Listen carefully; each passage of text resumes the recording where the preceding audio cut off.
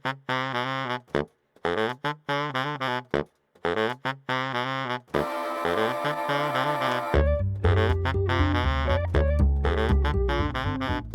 it? Hello and welcome to the Gab and Isaac Show, the only Anglophone podcast in Quebec.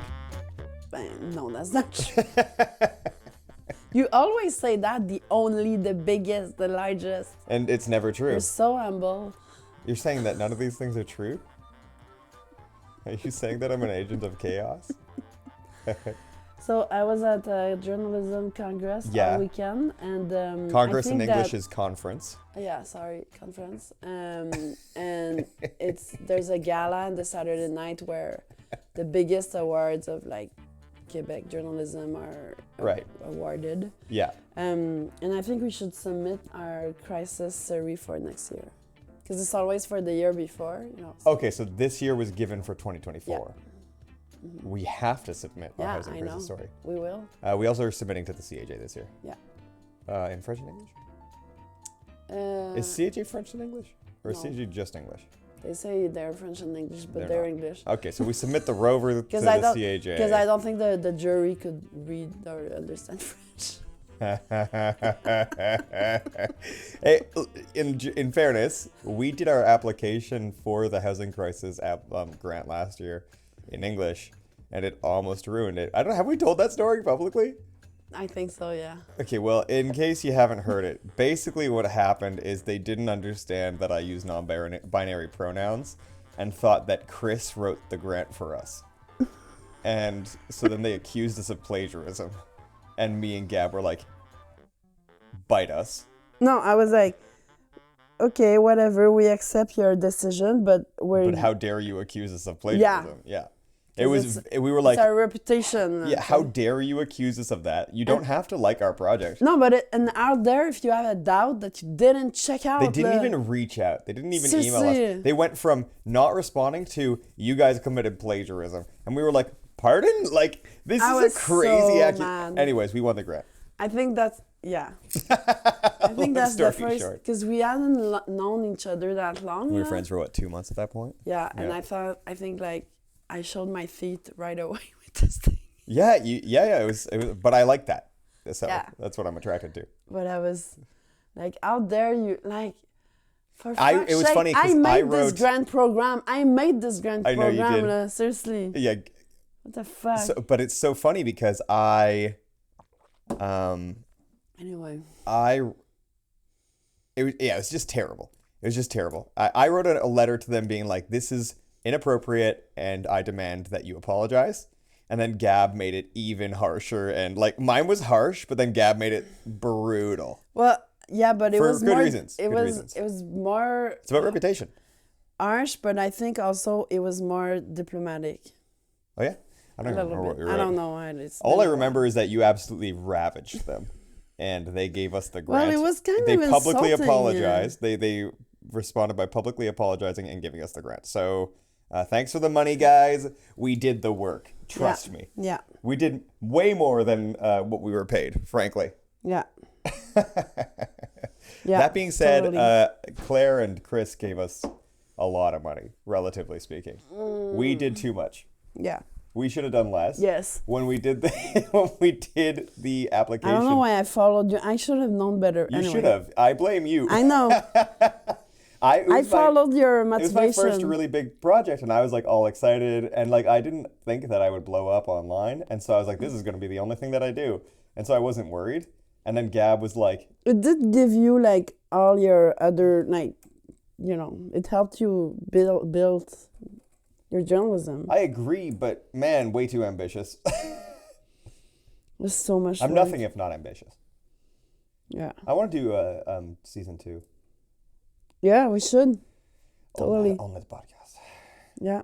But like, if we could find the money to do a season 2, we have a really good pitch. I mean, like, just look at our first season. Yeah, for sure. I feel like we could potentially. And it's like, such an ongoing issue, you know, and it's gonna change. Would a can paper something like that? Maybe. Because if we get what we need is real money. Yeah. Because you and I could do this if we had like a. We would need to work. We would need another grant. I think I don't think anyone would pay like. Azocan doesn't really take freelancers. I know, but what if they like hired us for 6 months? Yeah, maybe. Yeah. You know, what if we were like, listen, we did the biggest Yeah. housing investigation in French and English. Yeah. Hire us as staff for 6 months and we'll do an even better one. Because also, like, in the next year, like, you know, there's just been a new municipal mayor. So this issue is gonna change and evolve. There's gonna be another provincial government in like 8 months. Anyway, we should discuss how to do that because that'd be very cool. I think. For sure. I think we could do a lot because Yeah. I didn't feel like we'd finished at the end of the last one. I was like, this is a great podcast, but also I felt because like the first 2 episodes I was figuring it out. I think as a producer, and then 3, 4, 5, 6 are really good episodes of podcasts. Yeah. Like they're fast, they're funny. So anyways. I agree. Anyway. So last time we talked, it was just before the election. Yep. It was like a few hours before. Well, it was, it was voting day. A voting day, yeah. Yeah. Yeah. And Soraya Martinez Ferrada won in Montreal to the chagrin of many leftists. I think her main points and what she brought up in the election was like she wanted to audit the bike lanes, and that was mostly to win like cars the suburban voters. Yeah. Well, or like the people who are mad about bikers, but the day she was elected, she backtracked on that. She looked at it and she was like, oh, turns out there was already an audit. We're not going to do it. Yeah, exactly. So I think she's not going to make new ones for sure. No, I think it's just going to be the same as what there are, and that's it. But then you have to remember that. We have to remember that certain boroughs might want to build more. Like the Plateau might build more. Yeah. It's Projet. I think there's some that's true, the village true. Might, the Ville-Marie might. Yeah, you're right. Because we got to remember that budgets are given to boroughs kind of to do with what they want to a degree. Yeah. And then bylaws Except in the village, but yeah. Yeah. It sucks, but anyway. Whatever. Yeah. No, you're right. They so might... I think that there's still a budget, because 9 out of the 20 boroughs are Projet. Yeah. And Projet Montreal, I think people like forgot that a little bit, but like one of their main goals was to reduce cars use in Montreal. So they pretty much respected their values by, building bike lanes and like adding more one-way street to like reduce the circulation. Yeah. Like I'm gonna miss the street closures in the summer because Soraya won't be doing that. You don't think? I would be shocked. Yeah, and so she's really close also to like big house immobilier. What's it called? Housing developers. Yeah. She's close to them. Yes. Yeah, I mean so that was think the she's running gonna theme, be. right? She's not gonna be on the renter side of things. She sure. says she wants to. Like, she's okay. This is hot take. She's two-faced, and she's a liberal. So like she'll do whatever makes her popular. Yeah. Because she's very much like she's not. Ensemble is like Denis Coderre's party. Well, that's But she's nothing like Denis Coderre. No, but Denis Coderre's party was close to like chambers of commerces. Like. Yeah, I agree. More on the private business side of things than like bike lanes and collective initiatives and. But we'll see. I think she might not be as bad as we think. I don't think she's gonna be that bad, dude. She'll be fine, y'all. She did announce that she was gonna like loosen up the Airbnb stuff, but no, she's keeping it at 90 days. She said. She is? Yeah, during the campaign, that was one of her election promises. She said she was gonna take it from 93 to 90 days, and then hire 50 inspectors. 50 inspectors? That's nothing anyway. That's more than Projet. Yeah, but they're not gonna anyway. No, but that's what I mean. It was the same proposal. Yeah. As Projet. Yeah. They had the same proposal. I just don't think that people need to worry that much. Like, everyone's upset. I get it. Your team didn't win, but like. Yeah, but there's and that was interesting on the analysis because like recent numbers came out on Friday, I think, saying that like actually a lot of people voted for municipal conseillers, what's the term? Councillors for Projet, but they didn't want Luc Rabouin as the mayor. was the leader of his and I get that. party. I get that. I get that too. When I look at Luc Rabouin, he's the petite bourgeoisie. Like, he's like this, like, left-leaning, I'm educated, I'm I a think little it better was than mostly you. because he was beige. He was beige, he was wasn't uninspiring, very- he didn't have new ideas. He had no new ideas. And I don't think he campaigned that hard. They know had what a I lot mean? of, they Like- had like 1,000 volunteers on the ground, which is impressive. But then the thing No, but is, him as an individual. I think it was because when he got elected as leader of Projet, Soraya didn't exist. Yeah. She did exist, but like she wasn't running for mayor, quote unquote. And so like I think he just expected to be brushed into office with no that's work. the thing. That's why I'm saying he didn't like him. Yeah. He didn't seem like he was didn't putting himself campaign. out there. But I think volunteers campaign for councillors in the borough. Yeah, like and so a lot of councillors won. Yeah. So, but there were still more ensemble mayors than Projet. yeah. Well, that's sort of true because then there's Projet Verdun and Projet, Projet La Salle and Projet. No, La Salle isn't Projet, is it? No, not Projet. It's Équipe La Salle. Yeah, they and have Équipe, independent. And who's the other one? Équipe Verdun. Is it Verdun? No, I think it's La Salle. And what's the one? Équipe. I forget, but Anyways, anyway. there's two of them. Yeah. And they're allies. Yeah. They've like worked in accord with ensemble. So it winds up being that there's 11 mayors who are quote unquote ensemble because they're the same. Anyway, it's gonna be interesting, I think. Yeah. I'm not worried. To be frank with you, like We'll see. I think. And there is a statement to be made that like she's a woman, she's an immigration. I think there's a real statement to be made about the fact that didn't bother people. Yeah. There wasn't a discussion. I think because I'm not a big like, oh, look at the statistics or like yeah, look but at the it demographics. didn't bother people because she's not left. No? Right. You know? I think, and we've talked about this before. We have. The left kind of has to run a white guy because I think the left could run a white woman. Yeah. But I think the left would have trouble, for some reason, getting legs if they had someone, which, like we saw with Jagmeet Singh, where you're like, he struggled partly because he was brown, and you're like, because he was left and brown. But I think the Conservative Party of Canada could run a brown guy. Yeah. So, like, it's weird how, like, racism is extra racism if they're on the left, right? Yeah, talking about the Conservatives, what a week for them. Oh my God. Well, especially for Poilievre. Okay, I say this as a political junkie. I'm having a great time watching this. Like, for me, this is People like walking the this floor, is like this is popcorn. epic. Like this is like epic. I'm just sitting there with like my trail mix, just like watching Power and Politics and Power Play, and like I'm watching all these political shows on YouTube because I'm just like, oh my God, this, and I just want to read everything about it because it's so fun. Yeah. So tell us a bit. Okay. Yeah. Okay. I'll give you the timeline of the week. Yeah. So beginning of the week, it's budget week. Okay. Much hyped budget. Yeah. If you haven't read my analysis, did you read it, Gab? I did. Very jokey, very silly, but also like a really deep analysis. Yeah. Like I make a lot of fun of the Liberals. But it was pretty much as you predicted, like a lot of money for military and lots of cuts. Yeah. But it's like it's no transformative budget. Like that was not true. Yeah. As I say in the piece, what Mark Carney has shown us is that he is a liberal. Yeah. I know a lot of pundits have said that it's a progressive conservative budget. I disagree. Mm-hmm. I think it's a Paul Barton budget. I think it's a Jean Chrétien budget. Yeah.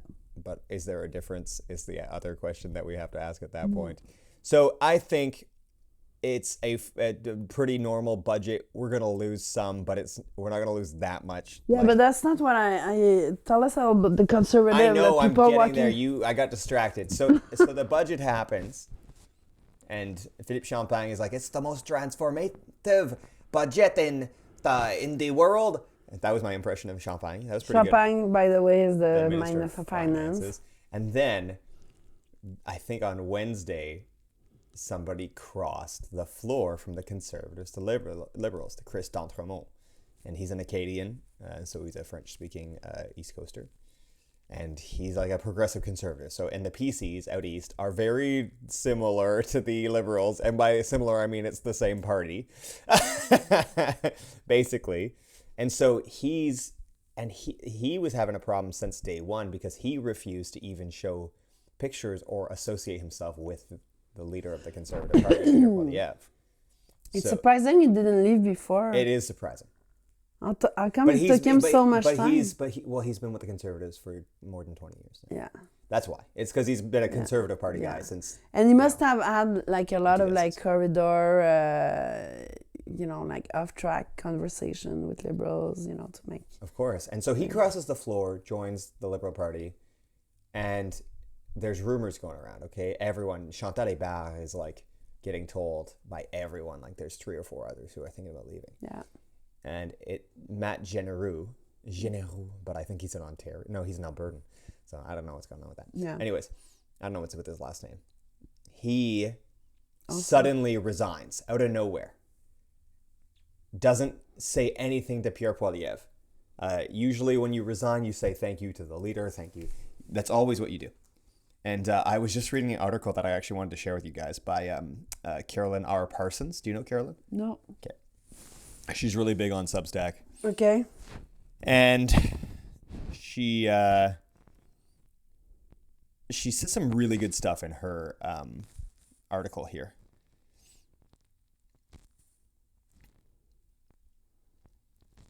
The leader's office, so Poilievre's office, had allegedly threatened to obliterate anyone who crossed the floor, and that they would do that by digging up every bit of dirt they could find and throw it out to the public.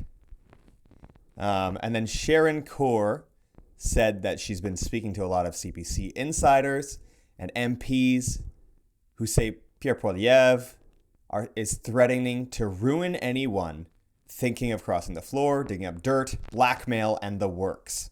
Okay?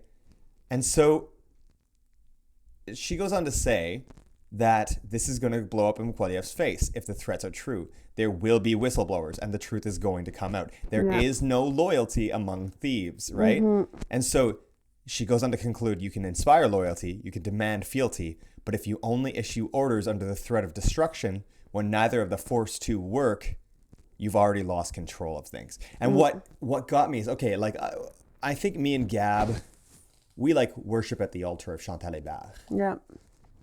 She's the best. Mm-hmm. The best. It's her and Vashi Capellos. Like, those are my 2 favorite journalists in the country, okay?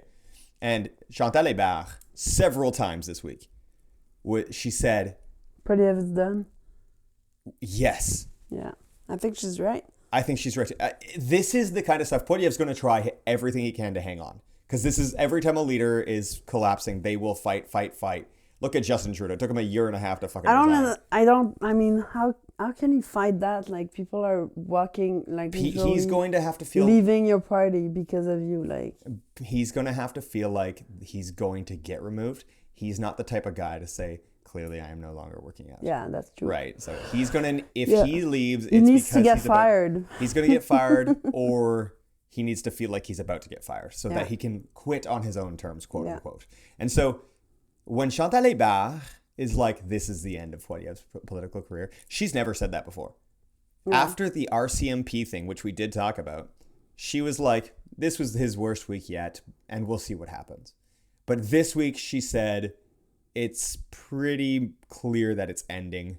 And she's getting basically reports of toxic, yelling, insane behavior. And then today, Chris D'Entremont went on the CBC. Yeah, I saw. Instead of Rosie, and was speaking to somebody who was not. It wasn't Rosie Barton. It was. It was a guest. But it was. He was on her show. He was on Rosemary Barton's show, but it was a guest host. Yeah. And it was a great interview. I mean, like. Yeah, I have to listen to it. It was great. So I actually just made a video about it with like some of the clip. Did you see? No, I didn't. It's really good. I cut it down from 12 minutes to the most important parts, which it was about 1 minute 50. Yeah. He called them a frat party. That he said that the Conservative Party was closer to a frat party and not a serious political party. And he said that he refused to even associate with Poilievre during the election because of how toxic he was. And he had a whole bunch of constituents being like, I don't want to vote for you because of Poilievre. Yeah. And but he also said that he was screamed at by Andrew Scheer. And that he said that Scheer walked, yeah, pushed his assistant yeah, and screamed at him. Yeah. And threatened him. And then after this interview came out with Isn't that the worst? Like, I don't know. You're trying to retain someone in your party and you threaten them and you scream at it. Like, it's crazy. What a weird after tactic. This interview comes out on At Issue, yeah, here's what the Conservatives' response was. It is crazy. They said, quote, Chris D'Entremont, who established himself a liar after willfully deceiving his voters, friends, and colleagues because he was upset he didn't get his coveted deputy speaker role, is now spinning more lies after crossing the floor. He will fit in perfectly in the Liberal caucus. Oof. So it's like, after all that, their response is so toxic. No. There's no semblance of a we've party. We've critiqued the left that like they wash their dirty laundry in public and that's why they don't. That's been happening a lot with conservatives. Well, that's the thing, and like people don't like that. They hate that. They hate that. Why is the reason Carney is doing so well? Is because he just seems like a guy who's going to run a country. And like that's always, I think, that's been a strength of the Liberal for centuries. They just don't get that they buy that Paul Martin. Martin, and that's how Paul Martin lost though. Yeah, but basically they're really strong on like, you know, complying with the party line and just like messaging. Yeah. And I'm sure internally there's, you know, of course, stuff going on. Right now they've got to be fighting right now. But it's easy to keep a party together when you're winning, right? Yeah. Like the Liberals right now, we're talking about, you know, there's a bunch of leftists from Trudeau's era, like mildly left, but left. Yeah. And now there's a lot more right-wingers. Yeah. Or like center-right. Like even the budget, like it's an okay. I mean, it's not. It's hard to be that mad. Yeah. You're like, I'm mad. Yeah. It's not gonna. I'm mad about the environmental stuff. It's not gonna trigger an election. No, there's no chance. No. The NDP seems like they're gonna vote for it. Yeah. Because they're just like, eh. I was sure they were gonna abstain, but anyway. I think they're being pushed not to abstain. Yeah. By their constituents. Mm-hmm. You know. Yeah. That makes sense. I don't see a problem with it. Like I'm like, this budget's fine. It could have been worse. It could have been way worse. It's not far from it. It's not a Trudeau budget, but it's not that. It's a Liberal budget. It's a Liberal budget. It's not a conservative budget. No. But if Harper did this budget, I wouldn't be that surprised. Yeah. You know, it's a little of both. Because you're like a real big tent Canadian party. They all seem a little similar. Yeah. And I could see either one producing this in a different era. You know, like post 2008, Harper might have made this, you know? So what do you think is going to happen with the... Well, I think it's the end of Poilievre. When, like now? Or like what's the timeline you think? Okay, we have to... One of the things that Chantal Hébert said that I thought was extremely insightful, just like everything else she says, but like, is she said... The worst thing imaginable is happening. Right now, all of the conservative deputies have 10 days off. That's true. 10 days to sit in their feelings. Mm-hmm. And she was like, Chantal Hébert was like, that is the worst possible thing for the Conservative Party. Totally. Because now a bunch of them are going home thinking to themselves, should I stay? Should I actually stay? Yeah.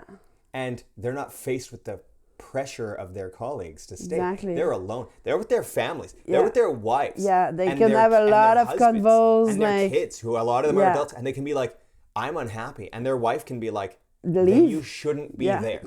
Because guess what? If your husband is there and seeing you suffer because you've been a deputy to Poilievre, then your husband might say to you, why are you staying in the party then, honey? Totally. You know? And it's the worst timing for them to be... It's the worst timing for all of this to happen because they can't correct. Poilievre can't meet with everyone. Poilievre is either in Ottawa or back in Alberta, which I don't suspect. You think his wife is going to say maybe you should... No, his wife doesn't give a fuck as far as I can tell. I don't know what she's doing. But also Poilievre can't change. Yeah. That's the problem. Yes. Because a bunch of people were like, cool, we lost. Clearly we need to be a big tent. And then Poilievre went, what if I went further right? Mm-hmm. Right? And you're like, but... It's crazy. So it's really bad for the Conservatives. Yeah. I think either... We'll see what happens this week. But I think by the end of the week, a little more drama will ensue. You think other people will walk the floor? No. No? I don't think so. What do you think?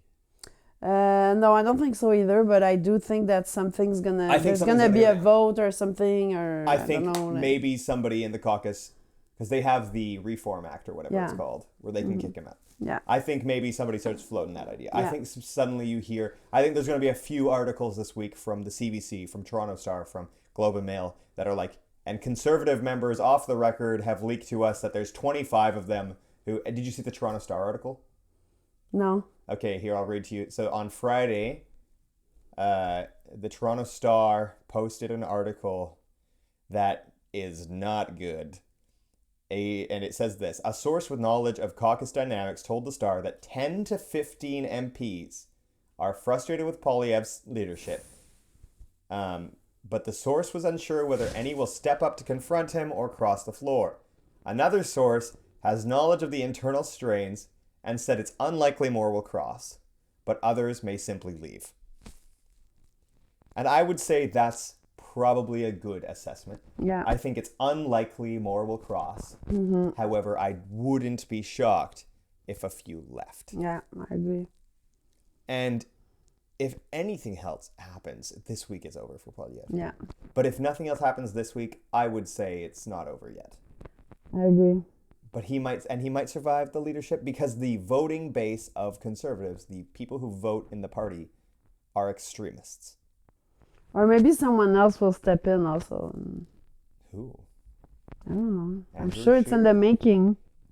I'm sure there's someone. There's talks about like someone stepping up for sure. I would say that's push the reason Poilievre. nothing's happened yet. Exactly, but That I'm is sure why as nothing's soon happened as yet. someone stepped up. If someone did, it would be over. Yeah. If there was an option, you would instantly see Poilievre go. Of course, and I'm sure it's in the making. You think so? Oh yeah. Okay, who's our list? Aaron O'Toole. Bring back Aaron O'Toole.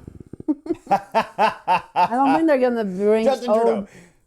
No, but there's a guy. What's his name? We've been talking about him a little bit. I forget. Anyway. Out east? No. Doug Ford. No. Anyway. But I'm sure there's conversation. Yeah, I'm sure there is too, but the reason Poilievre has survived this long after the election, because if you go from a 20-point lead in an election to losing an election, you shouldn't be the leader anymore. Yeah. That's pretty clear. So but then everyone was like, no, we'll leave him. And it was because no one else was around. Yeah. And the biggest problem is that the Conservatives, they don't have, because they have other people who could lead maybe, who could lead, but they don't have anyone else who could speak French and lead. Yeah. Because Doug Ford definitely wants to be the leader of the party. Mm-hmm. But he doesn't speak French. Yeah. We'll see. And what else? That's that. What else? Can you tell us about the last thing I wanted to talk about? Oh yeah, Québec Solidaire. So Québec Solidaire I've always have two spokesperson. So dumb. No, I agree with that, but me and Gab permanently disagree with this one. Yeah, but we'll have to agree to disagree. I think it's a great thing. Anyway. I think it's a terrible mistake. So Roubaix Gazan has been there for a while. She's she's okay, but she doesn't have the charisma of like. Although, Emmanuel. You saw the response to Journal de Québec question this week? No. Okay, a Journal de Québec person was like, so what do you think about that 9/11 loving Zoran Mamdani who hates the Jews or whatever? And he asked him that, and her and Guillaume Clichy-Rivard had an amazing response. I'll show you later. So she did it. She's fielded some tough questions well, but she's not a communicator. I think the New York election is the most hopeful thing in the world that exists right now. Yeah. It sure gives an example of how to do it. Like it happened literally like a day after our election in Montreal, and it was so inspiring. much more inspiring than what happened here, actually. Yeah, totally. Anyway, and you know what? A great fuck you to Trump. Imagine he must be so pissed. Yes. That's He is like, pissed. and just for that, he's it's furious. It's joyful, I find. Anyway. Well, Trump suddenly his team is like, yeah, we'll focus on affordability, and then Trump said the next day, we've already solved affordability. He's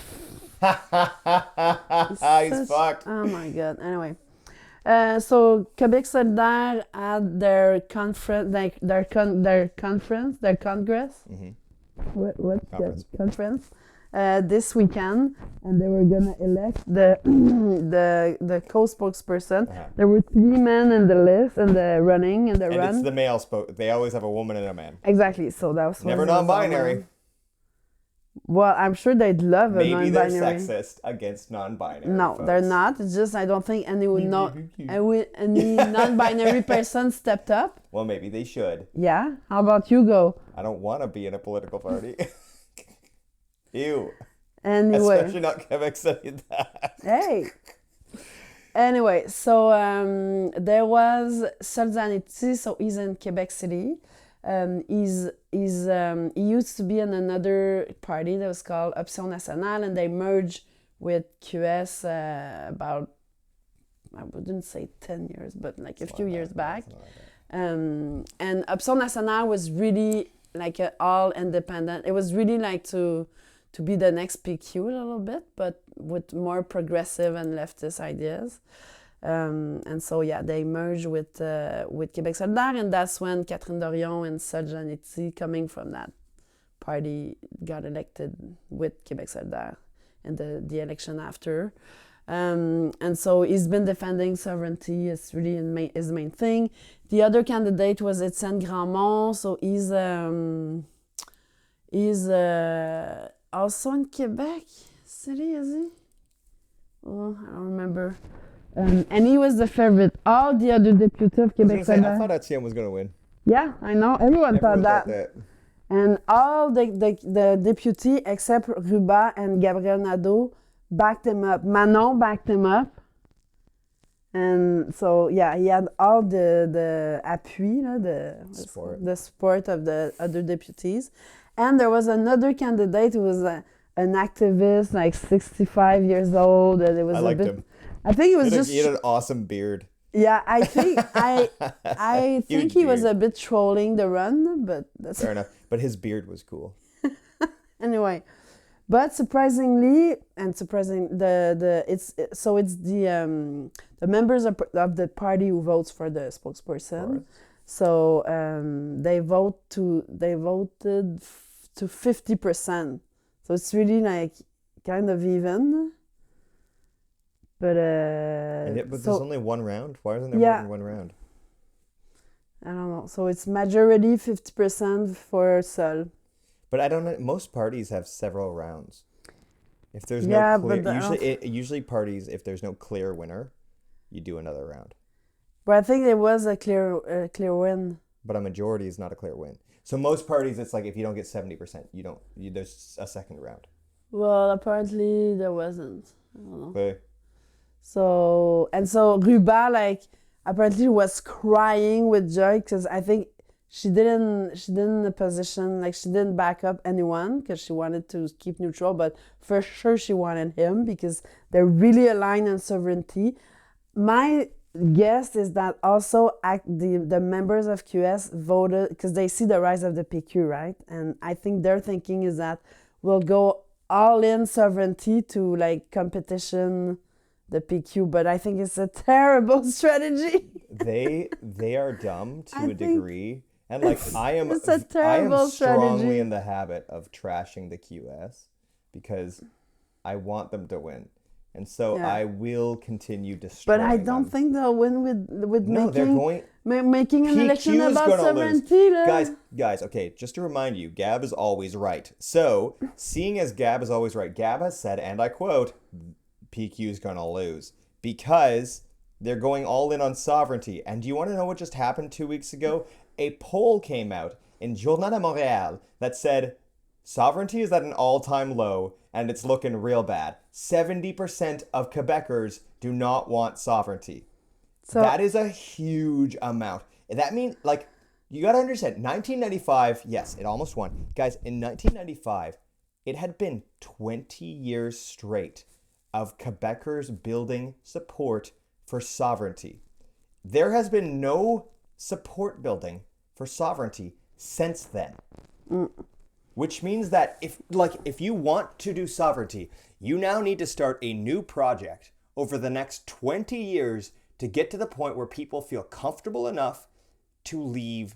Because doing a massive social transition like that and democratic transition would take so much bravery. And people do not feel secure enough to separate from Canada. And so when Poilievre, when PSPP is going for the win, and all he will talk about is sovereignty, and everyone else is like, what about the cost of living? He will lose. Yeah. Because the Liberals are clearly going to run a campaign on cost of living. Yes, of course. Like I've been saying, and we hear Pablo Rodriguez much more these days. He started talking. Exactly. And so this Although is crazy that shit, but like you're seeing all this, we're seeing all this, we're not spinning a party, So how come Québec Solidaire says, yeah, we'll go on it, we'll do the exact same thing. And with Ruba as their leader, they're at the lowest they've ever been in the polls. Anyway, I think it's pretty surprising that the activists, the KISS activists chose Sol. They must have done a very good, the supporters must have been a really big, ground mobilizing work to... Because it's really... and, that's... I was reading an analysis and it's like, Etienne was backed up by every deputy, but ultimately it's the members who choose. The members are not happy with the deputies then? Yeah, maybe, yeah. Yeah, I didn't think it that way, but... That must be what it is, because if all the deputies are like, you should vote this way... Even Manon, But that's what I mean. If everyone says that and then the constituents are not voting that way, it makes me think that probably the members are not happy with how the party's being run. Yeah, maybe. Or how it has been run. That might be. But I don't think Sud is going to... Anyway. We'll see. It's a losing strategy. I think so too. And it's to the point where the Liberals are positioning themselves as the ultimate federal liberals and federalist liberals. And what I mean by that is Rodriguez was like, yeah, we're going to sign the fucking Canadian Constitution. Yeah. He is literally saying to everyone, we will permanently install ourselves in Canada if you elect us. Yeah. And I think that's also it's great actually for the Liberals because now PQ and QS are gonna fight. They might split the vote. Leftist, because now you're gonna have the leftist nationalists split. It's perfect for the Liberals. The leftist nationalists might. Oh my god. It's perfect for the Liberals. You guys are setting up the Liberals to win.